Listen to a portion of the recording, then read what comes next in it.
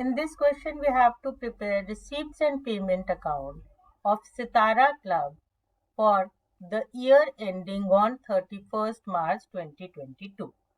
And the given information is the opening cash and bank balance, subscription 4,70,000, which included 8,000 for 2021 and 12,000 for 22-23.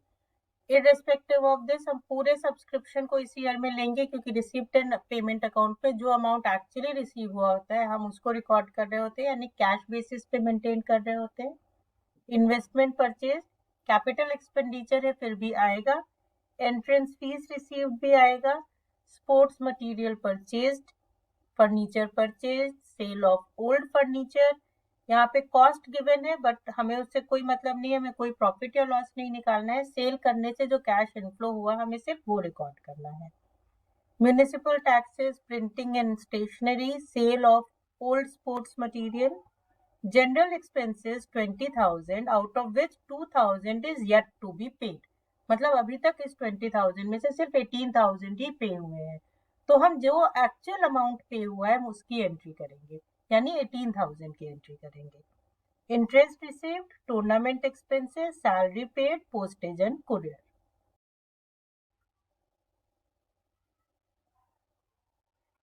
तो चलिए अब हम बना लेते हैं अपना रिसीप्ट एंड पेमेंट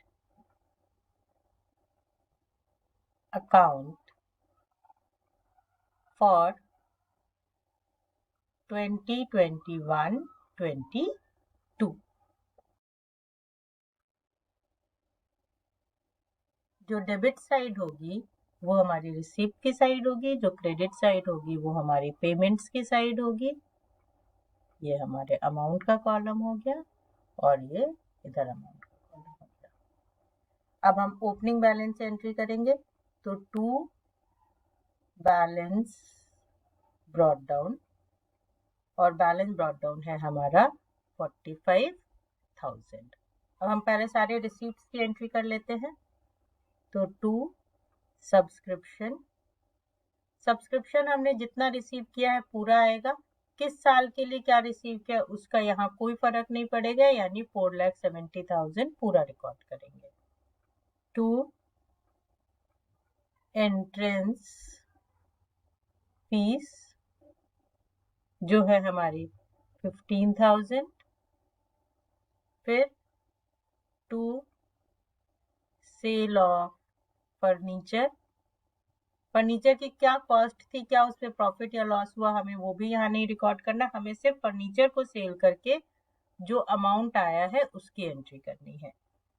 फिर to sale of sports material, sports material की सेल्स हमने की है 6,000 में. और टू इंटरेस्ट, जो हमने इन्वेस्टमेंट पे इंटरेस्ट रिसीव किया उसकी एंट्री भी हो जाएगी 6,000.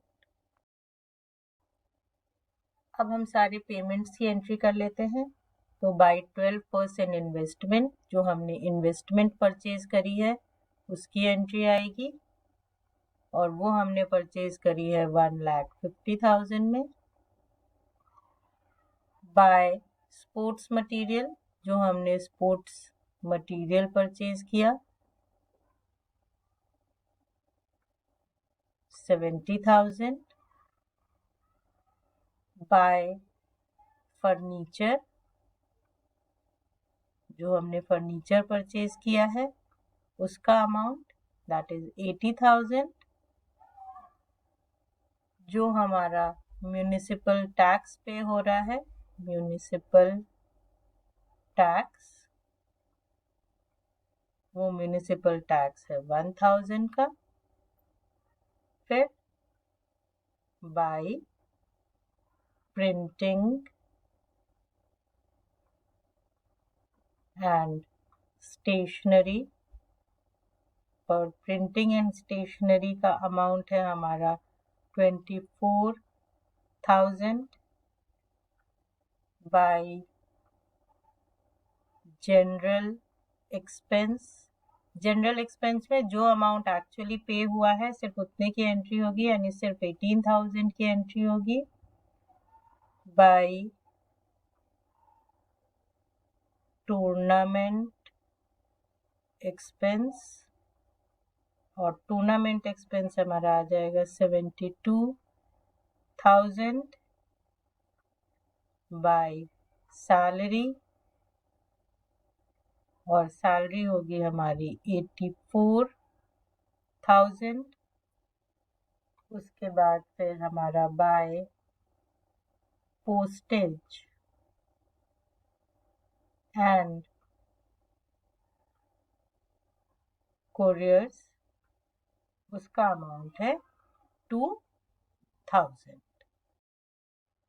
अब हमने सारे रिसीप्ट्स एंड पेमेंट की एंट्री कर दी। अब हम अपने डेबिट साइड का टोटल करते हैं, तो हमारे डेबिट साइड का टोटल आएगा 5,47,000। सेम टोटल हमारे क्रेडिट साइड का आना चाहिए। तो इस टोटल के बेसिस पे हम अपना बैलेंसिंग फिगर फाइंड आउट करेंगे, और वो जो हमारा बैलेंसिंग फिगर होगा वो हमारा कैश का क्लोजिंग बैलेंस होगा। तो हम उसको लिखेंगे by balance carried down, and that will be 46,000. So hope this is clear to you.